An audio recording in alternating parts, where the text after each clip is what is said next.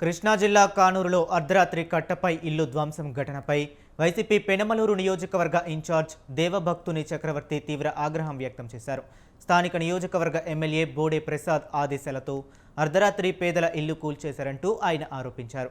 పేదలకు ఇల్లు కేటాయించాలని ఎంఆర్ఓకి గత 3 నెలల క్రితం వినతి పత్రం ఇచ్చినా ఇంతవరకు స్పందించలేదని ఆయన ఆవేదన వ్యక్తం చేశారు.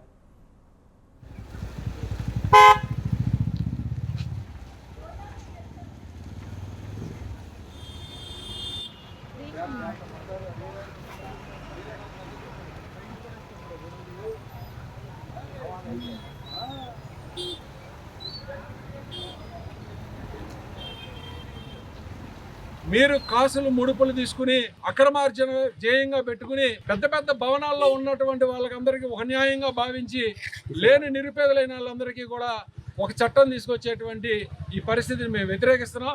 60 అడుగులు ఉండాల్సిన రోడ్డుని ఎందుకని మీరు పర్మనెంట్గా డ్రైన్లు కడుతున్నారు? మేము ఆర్టీఏ యాక్ట్లో మేము పెట్టడం జరిగింది. స్వయంగా మా అధ్యక్షుడు తెలియజేసి మీరు 60 అడుగులు విస్తరించండి రా బాబు అని చెప్పి మేము అడిగితే మేము తాత్కాలికమైన డ్రైన్లు మాత్రమే నిర్మాణం చేస్తా ఉన్నాడని చెప్తున్నాడు. కమిషనర్ ఇచ్చిన సమాధానం ఏంటంటే తాత్కాలికమైన డ్రైన్లు నిర్మాణం చేస్తున్నాం. 4 కోట్ల ప్రజాధనాన్ని వినియోగించి వెచ్చించి తాత్కాలికమైన డ్రైన్లు నిర్మాణం చేస్తాం. అంటే ఒక రోడ్డు ఉన్నటువంటి రోడ్డుని 60 అడుగులు విస్తరించి నిర్మాణాలు చేయలేనటువంటి దద్దమ్మ ప్రభుత్వం నిరుపేదల మీదకి మీ యొక్క జులుం ప్రదర్శిస్తారని అడుగుతా ఉన్నాం. కాబట్టి ఇటువంటి తప్పుడు ఆలోచనలన్నీ మానుకుని ఖచ్చితంగా వాళ్ళకి ప్రత్యామ్నాయాలు చూపించి వాళ్ళకి నివాస యోగ్యమైన స్థలాలు ఇచ్చి వాళ్ళకి నివాసాలు ఏర్పాటు చేసి వాళ్ళందరికీ వాళ్ళే స్వచ్ఛందంగా వైదొలిగి వాళ్ళకి మీకు అందజేస్తామని తెలియజేస్తూ